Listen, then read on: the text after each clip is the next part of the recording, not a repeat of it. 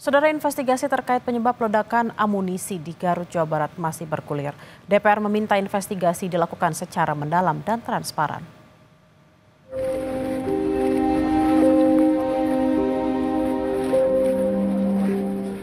Ledakan yang terjadi pada peristiwa pemusnahan amunisi kedaluarsa di Desa Sagara, Kecamatan Cibalong, Garut, menyisakan duka bagi keluarga korban. Tak terkecuali keluarga Kolonel Antonius Hermawan. Peristiwa yang menewaskan Kolonel Antonius membuat keluarga terpukul. Tapi mereka mencoba mengikhlaskan dan menyerahkan sepenuhnya proses penyelidikan kepada pihak berwenang. Ya, nanti kita pasrahkan juga pada yang berwenang maupun pimpinan-pimpinan dari institusi Polri, TNI sendiri. Ya, kita pokoknya dalam minggu-minggu ini akan selalu segera ngirim doa untuk yang terbaik untuk dianton.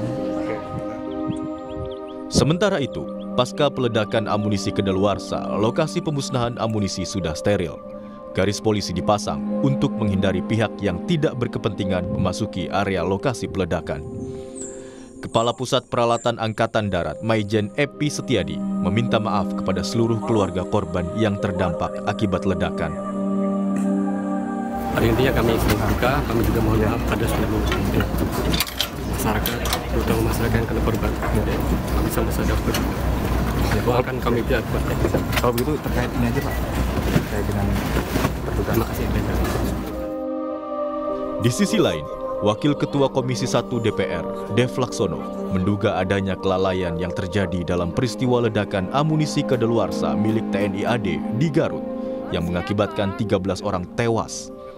Dev menduga ada pelaksanaan standar operasional prosedur atau SOP yang tidak tepat. Telah menewaskan 13 orang, 4 personel TNI dan 9 warga sipil. Hal ini terjadi diakibatkan apa? Tentu pasti ada sebuah kelalaian dan juga prosedur yang tidak tepat sehingga terjadi ledakan yang menewaskan para orang di seputaran tersebut.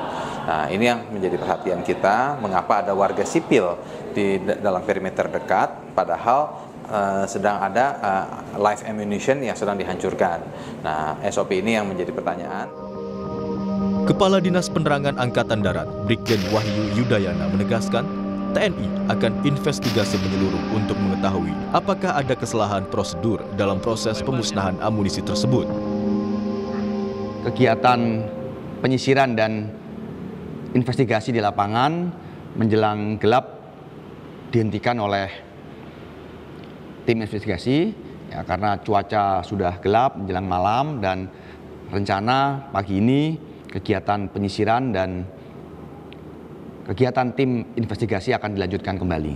TNI Angkatan Darat bertanggung jawab secara penuh untuk membantu semua proses penanganan dan pemakaman para korban, baik yang berasal dari jajaran TNI Angkatan Darat maupun yang berasal dari masyarakat sekitar.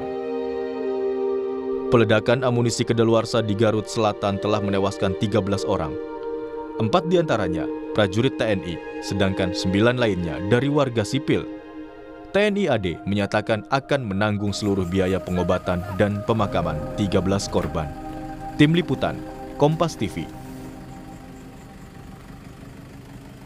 Untuk mengetahui penanganan kasus ledakan saat pemusnahan amunisi kedaluarsa di Garut, Jawa Barat, kita langsung bergabung dengan jurnalis Kompas TV, Jona Hamonangan, dan juru kamera Arif Rahman di Markas Besar TNI Cilangkap, Jakarta Timur.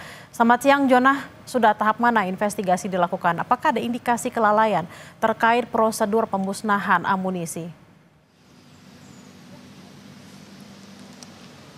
Ya Bella, saat ini masih dalam proses penyelidikan. Jadi proses penyelidikan ini dengan cara adalah mengumpulkan barang bukti dan keterangan. Jadi kalau kita lihat kejadiannya ini hari Senin, di mana TNI Angkatan Darat khususnya dari Direktorat Peralatan Angkatan Darat sedang melaksanakan pemusnahan amunisi. Jadi inilah amunisi yang sebenarnya sudah kadaluarsa dan memang harus dihancurkan. Dan memang kalau kita lihat Direktorat Peralatan Angkatan Darat adalah pihak yang sangat tepat atau memang adalah direktorat yang memang menghancurkan amunisi khususnya sudah apkir. Nah, mengapa bisa terjadi seperti ini? Bahkan ada melibatkan warga sipil. Memang ini masih menjadi tanda tanya, apalagi kalau kita lihat korbannya begitu banyak, sampai 13 orang dari 4 TNI dan 9 masyarakat sipil.